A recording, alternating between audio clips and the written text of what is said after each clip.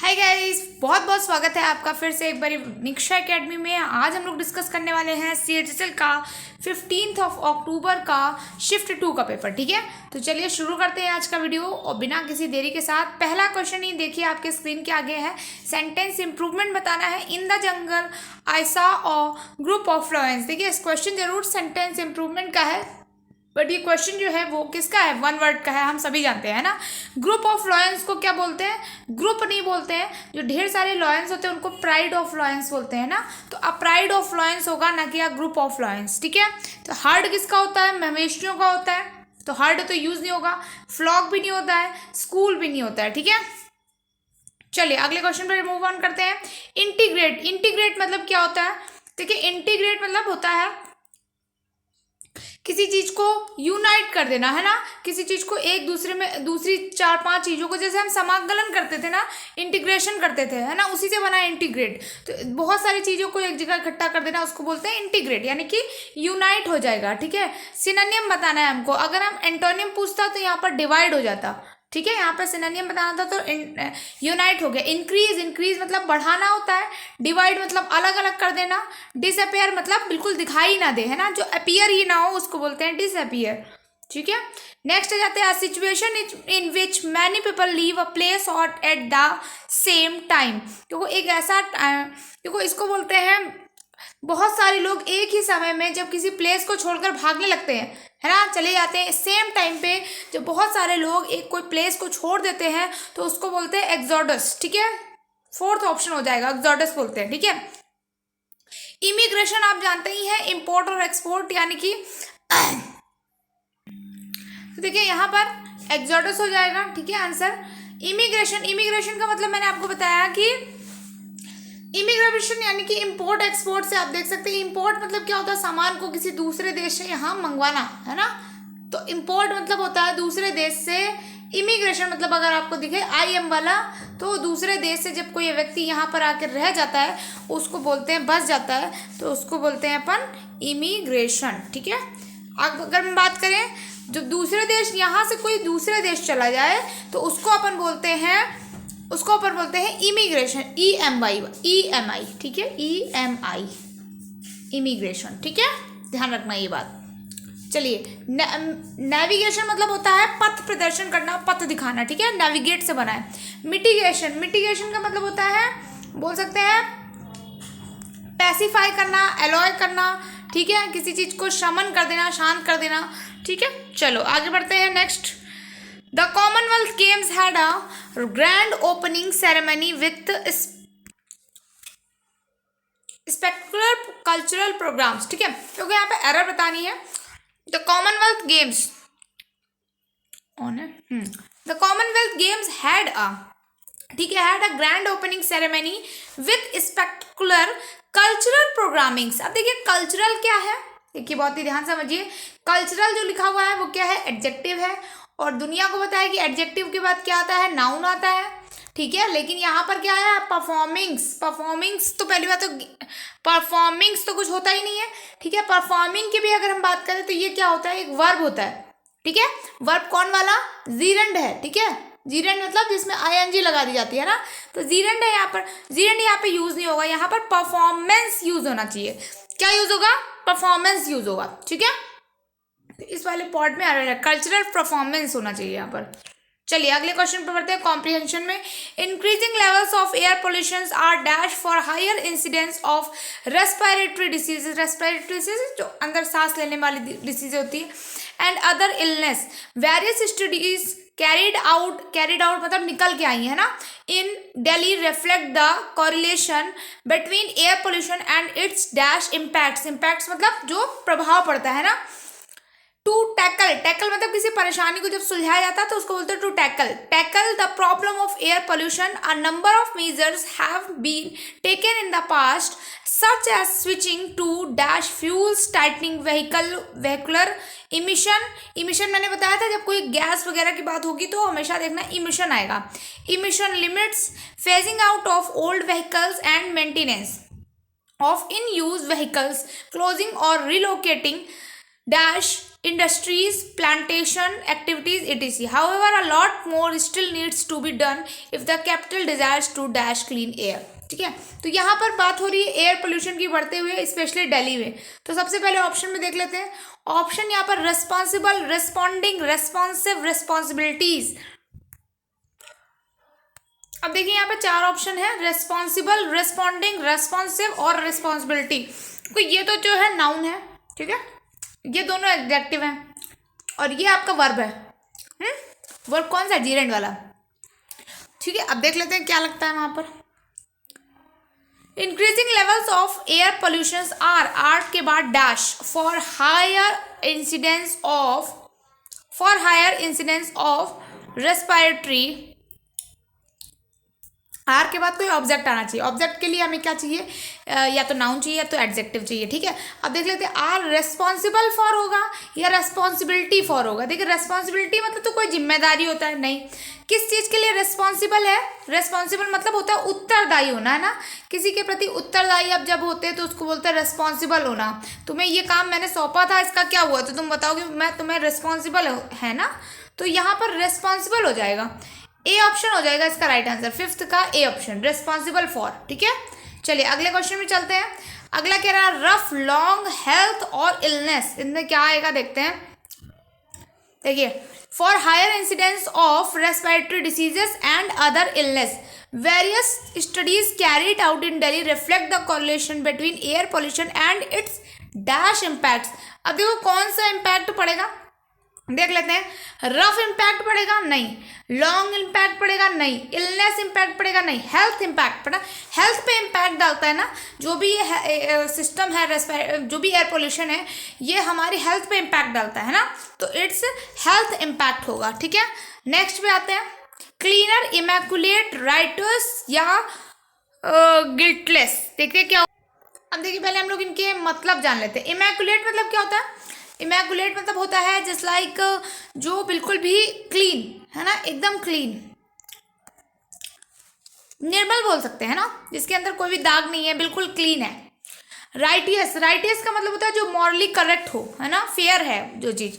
गिल्टलेस मतलब होता है बेगुनाह, और क्लीनर का मतलब तो आपको पता ही है। चलिए देखते हैं यहाँ पर कौन सा ऑप्शन फिट बैठेगा 7 नंबर वाले में, यानी कि 3rd नंबर वाले में। Its health impact to tackle the problem of air pollution, a number of measures have been taken in the past, such as switching to dash fuels। कौन से fuels?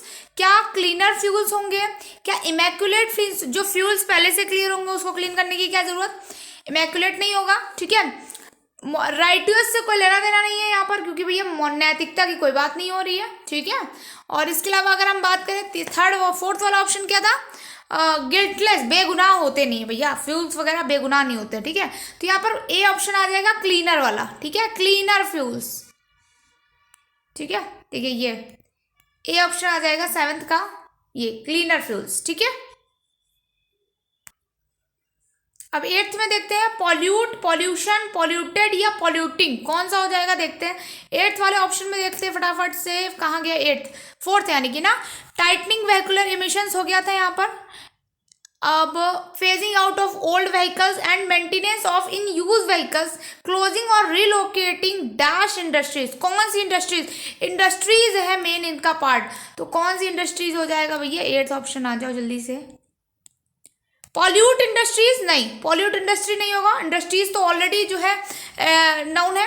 Pollution industries नहीं, polluted industries नहीं, past की कोई बात नहीं है, polluting industries हो जाएगा। ठीक है, पॉल्यूटिंग, 4th ऑप्शन एकदम सही है। 5th में चलते हैं, 5th में देखते हैं ब्रीदर या ब्रीद। भैया इसमें तो ऐसे ही नॉर्मल पता चल जाएगा, देख लेते हैं फिलहाल। क्लीन एयर की बात हो रही है ना, लास्ट पर लेते हैं। A lot more still needs to be done if the capital desires to dash clean air. कौन सा? ब्रीद। 2 के बाद कौन सा आता है? सिंपल फॉर्म आता है ना, कोई भी नहीं आता है, मतलब कोई भी SES कुछ नहीं लगता ना, तो सिंपल अपने को क्या करना है, अपने को फर्स्ट फॉर्म सेलेक्ट करना है, एंड ये फर्स्ट फॉर्म जो है वो आपका डी ऑप्शन है। डी ऑप्शन को आंख बंद करके सेलेक्ट कर दो। ओके, चलिए अगले क्वेश्चन में बढ़ते हैं फटाफट से, थोड़ा सा तेज पढ़ा रही हूँ आज मैं। 10th में बताना है रॉन्गली स्पेल्ड कौन सा है, गलत किसका, अटैक की स्पेलिंग सही है। प्रोविजन की स्पेलिंग सही है, प्रमोट की स्पेलिंग सही है, क्लैरिफाई गलत है, क्लैरिफाई होता है, ठीक है, क्लैरिफाई, CLARIFY, ठीक है, क्लियरिफाई नहीं होता है, क्लैरिफाई होता है, ठीक है। अब Roshan said to me Sandeep made a new year greeting card for his teacher, ठीक है, क्या बन जाएगा, जल्दी जल्दी फटाफट से बताओ मेरे को। अब देखिए यहाँ पर मेड लगा हुआ है, पास्ट टेंस की बात कर रहा है, पास्ट परफेक्ट में चेंज होगा, फर्स्ट का थर्ड में जाता है ना, पास्ट में फर्स्ट का थर्ड में जाएगा तो हैड मेड हो जाएगा, हैड मेड ढूंढना था, हैड मेड एक ही ऑप्शन में लगा है, फर्स्ट वाले में हैड मेड लगा है, आंसर करो, और इस फोर्थ वाले में भी है ना, तो had made a new year greeting card for his teacher, but यहाँ पर देखो टोल्ड भी लगा और यहाँ पर सेड लगा है, तो यहाँ पर सेड वाला नहीं होगा, क्योंकि सेड टू को अपन किस में चेंज करते हैं, टोल्ड में चेंज करते हैं, तो ऑप्शन नंबर ए यहाँ पर हो जाएगा। फटाफट से आंसर करो और आगे बढ़ो। My domestic help was taking ill the day I had a party in my house. तो देखिए ये जो यहाँ पर पूरा बना, माई डोमेस्टिक हेल्प मतलब मेरी जो काम वाली थी, टेकिंग इल मतलब यहाँ बीमार होना बिल्कुल भी नहीं है, यहाँ पे टेक इल का मतलब होता है गुस्सा हो जाना, अनॉय हो जाना, ठीक है, तो ये पूरा फ्रेज है टेक इल, तो यहाँ पर टेकिंग इल नहीं होगा बल्कि टेकन इल होगा, पैसिव बनेगा, वॉज टेकन इल, ठीक है, तो यहाँ पर ऑप्शन नंबर बी गलत हो जाएगा, ऑप्शन बी को हम टिक करेंगे और आगे बढ़ जाएंगे।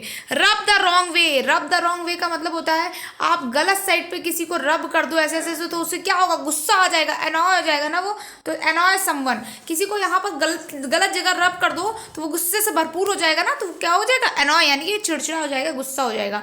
अब यहाँ बताना है हमें रॉन्गली स्पेल्ड, फिर से देखो इंटरफेयर की स्पेलिंग गलत लिखी हुई है, इंटर और फिर FERE होता है, FERE, इंटरफेयर होता है, किसी के बीच में हस्तक्षेप करना। सिलेक्शन बिल्कुल सही लिखा हुआ है, एक्रीमनी बिल्कुल सही लिखा हुआ है, इलेक्ट्रोड बिल्कुल सही लिखा हुआ है, ठीक है, electorate, sorry. To laugh at someone something in a cruel way, किसी के ऊपर बहुत ही बुरे तरीके से हंसना, उसको क्या बोलते हैं, जल्दी से बताइए।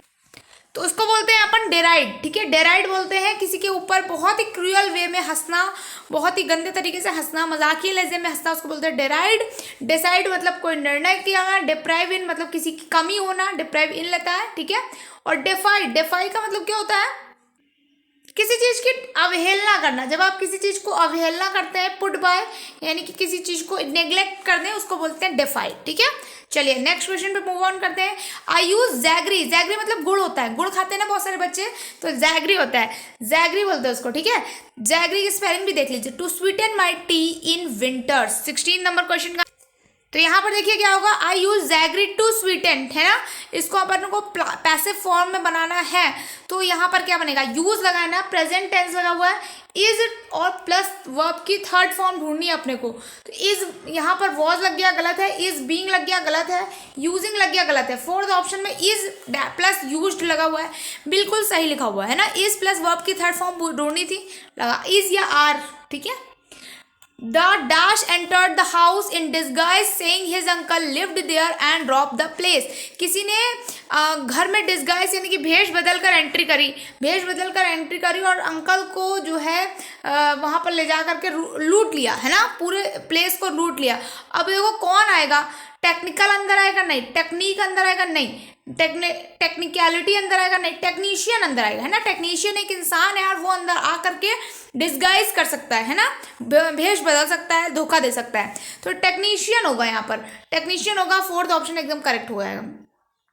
इनसाइट, इनसाइट का मतलब होता है किसी को प्रोवोक करना, किसी को उत्तेजित कर देना, है ना, किसी को बढ़ावा देना, उकसाना, इनसाइट होता है, एंटोनियम बताना है, प्रोवोक नहीं होगा, अपील शांत करना होता है, ठीक है, अपील, ठीक है, अपील भी हो सकता है, अपील शांत करना हो सकता है, लेकिन यहाँ पर नहीं होगा, इंस्टिगेट भी नहीं होगा, रेफ्रेन, रेस्ट्रेन हो जाएगा, रेफ्रेन मतलब रोकना, एक आप उत्तेजित कर रहे हो और एक आप रोक रहे हो, है ना, तो उसको बोलते हैं रेस्ट्रेन होगा। अगर रेस्ट्रेन नहीं दिया होता तो अपील हो सकता था, यार डेफिनेटली अपील जा सकते थे, लेकिन अपील का मतलब थोड़ा सा अपील करना, सॉरी अपील लिखा हुआ है यहाँ पर, मैं अपील्स पढ़ रही हूँ, आई एम रियली सॉरी।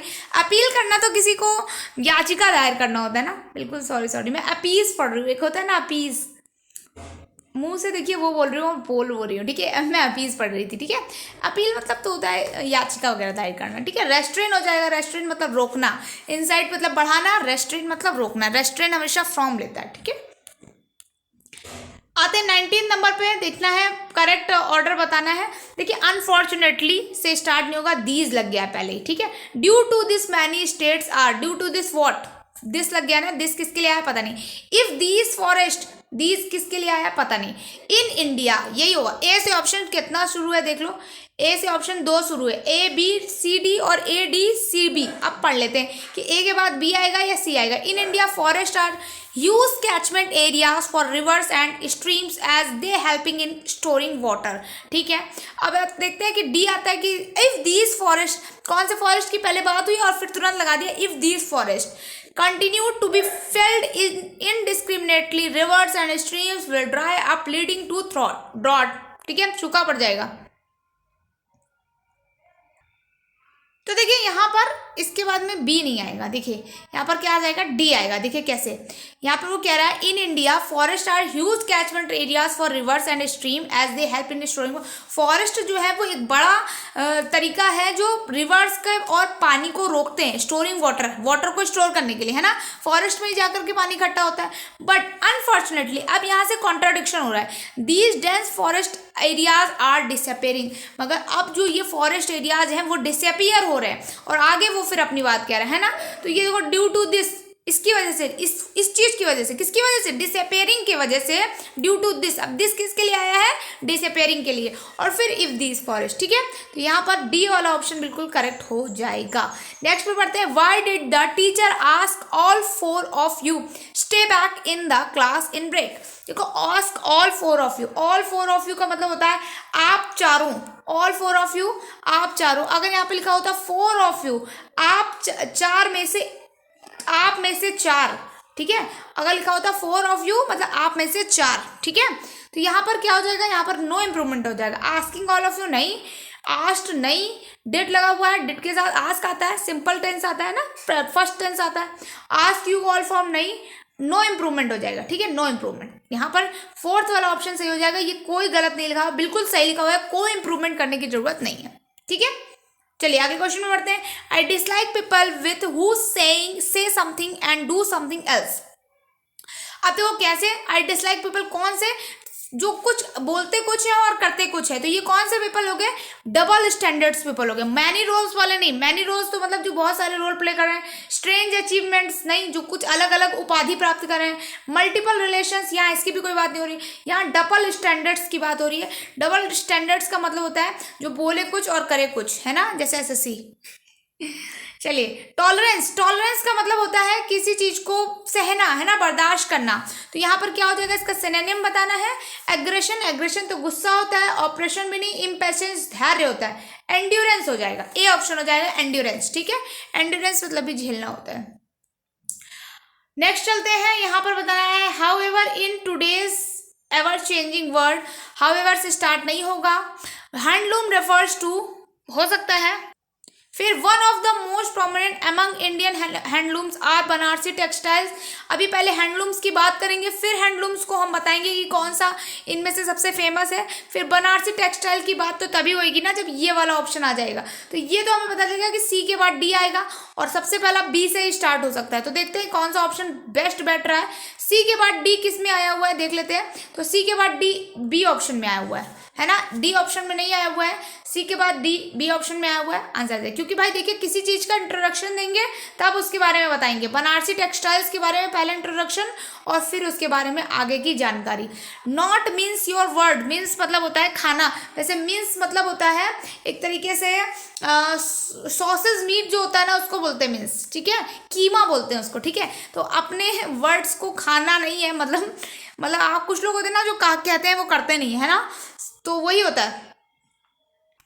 तो इसका मतलब होता है जो व्यक्ति अपने वर्ड्स को नहीं खा रहा है यानी कि अपने ओपिनियन पर खरा है। स्टेट योर ओपिनियन क्लियरली, अपने ओपिनियन पे जो व्यक्ति बिल्कुल अपना मतलब दृढ़ है, अपना आपने जो कहा वो खाया नहीं, यानी कि state your opinion clearly. Okay चलिए लास्ट पे आ जाते हैं डिसेबल्ड। डिसेबल्ड पर्सन भी होते हैं ना जो कुछ कर नहीं सकते, जो एबल नहीं है, जो जिनके पास क्षमता नहीं है, उनको बोलते हैं डिसेबल, है ना।